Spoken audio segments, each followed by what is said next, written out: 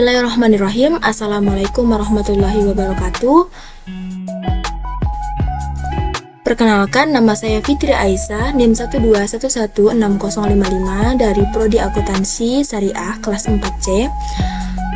Di sini saya ingin melengkapi tugas ujian akhir semester saya, yaitu dari mata kuliah Akuntansi Lembaga Keuangan dan Bank. Di sini saya akan membahas salah satu platform fintech syariah, yaitu pada PT Etis Fintech Indonesia produknya. Nah, berikut gambar logo dari fintech syariah Indonesia. Terus logo yang kedua ini adalah produk yang saya angkat, Etis Fintech Peer-to-Peer Syariah. Nah, sebelum masuk ke lebih dalam, jadi finansial teknologi ini adalah kemajuan teknologi dan informasi yang saat ini udah ngalamin perkembangan yang cukup signifikan. Hal ini bisa ditandai dengan berkembangnya percepatan sistem koneksi dari internet. Terus perkembangan tersebut juga udah mengakibatkan adanya perubahan tatanan kehidupan manusia, baik sosial, ekonomi, dan juga budaya.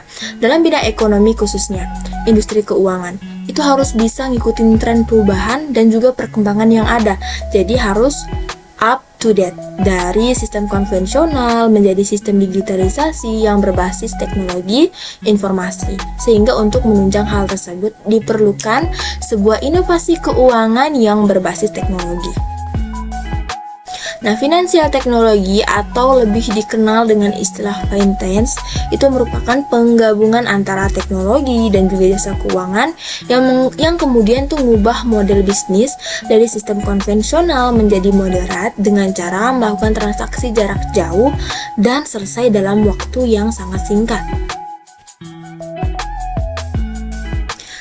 Fintech itu memiliki beberapa jenis.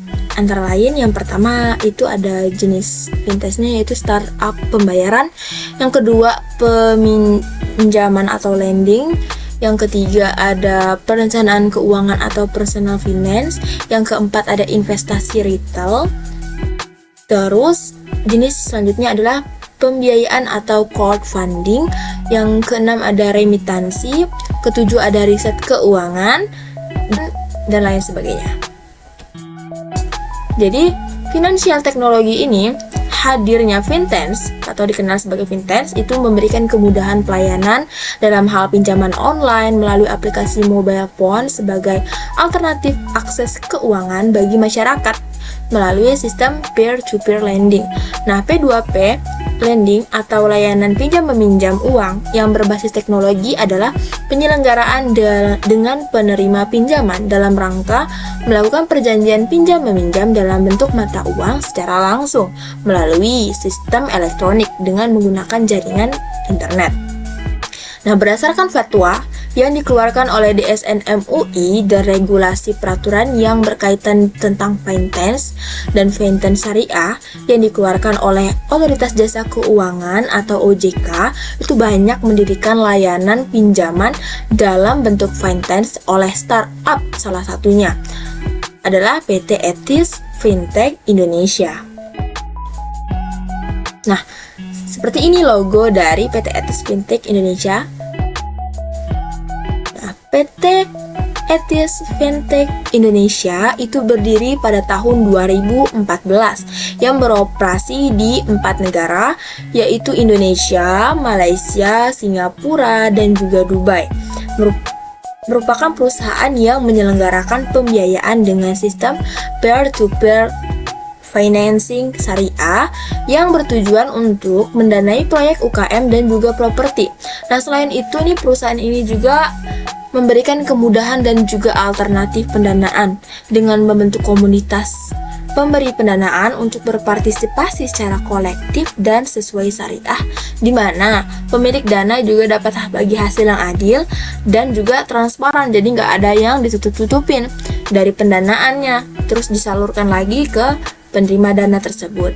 Nah, PT Etis Fintech Indonesia ini udah dapat surat izin dan juga udah terdaftar di OJK dengan KEP 104D05/2021 pada 17 September 2021.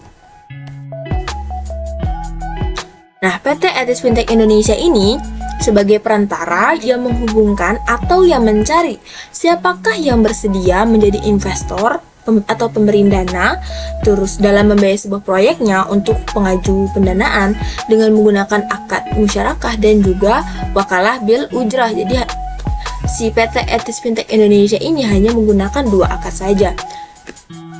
Sehingga karena dia menggunakan 2 akad tersebut, perusahaan ini tidak menawarkan pinjaman uang, melainkan menerima pendanaan, dia menerima pendanaan dan menyalurkan kembali pendanaannya dalam bentuk usaha di bidang properti, UKM, seperti itu. Nah, pengungkapan laporan keuangan fintech syariah pada PT Etis Fintech Indonesia ada beberapa komponen. Laporan keuangan akuntansinya itu harus sesuai dengan PSAK 1 tentang penyajian laporan keuangan yang terdiri dari laporan posisi keuangannya, laporan laba rugi, penghasilan komprehensif, dan lainnya. Keempat ada laporan perubahan ekuitas, yang kelima laporan arus kas, yang keenam ada catatan atas laporan keuangan atau CALK, yang ketujuh ada informasi komparatif. Nah, pengungkapan laporan keuangan fintech syariah pada PT Etis Fintech Indonesia, laporan keuangan perusahaan ini melalui internet atau IFR dilakukan dengan melakukan observasi website perusahaan fintech. Berdasarkan publikasi berita melalui laman resminya, OJK merilis daftar penyelenggara fintech lending yang terdaftar dan juga udah berizin di OJK-nya dengan jumlah 106 perusahaan per 6 Oktober 2021. Seluruh perusahaannya itu terdaftar dan juga udah berizin, jadi nggak ilegal gitu. Per 6 Oktobernya 2021 udah punya website perusahaannya masing-masing. Hal ini itu udah sesuai dengan jenis usaha yang dijalankan oleh perusahaan tersebut yang menggunakan teknologi informasi.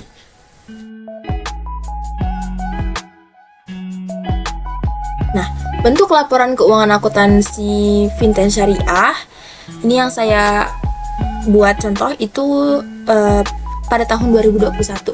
Nah, PT Etis Fintech Indonesia seperti ini.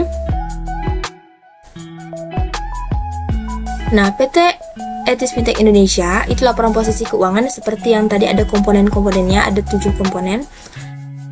Yang pertama itu ada aset lancar, terus juga total aset lancarnya, terus aset tidak lancarnya, total asetnya. Jadi semua transaksi yang terjadi di PT Etis Fintech Indonesia ini semuanya dicatat di komponen laporan keuangan akuntansinya.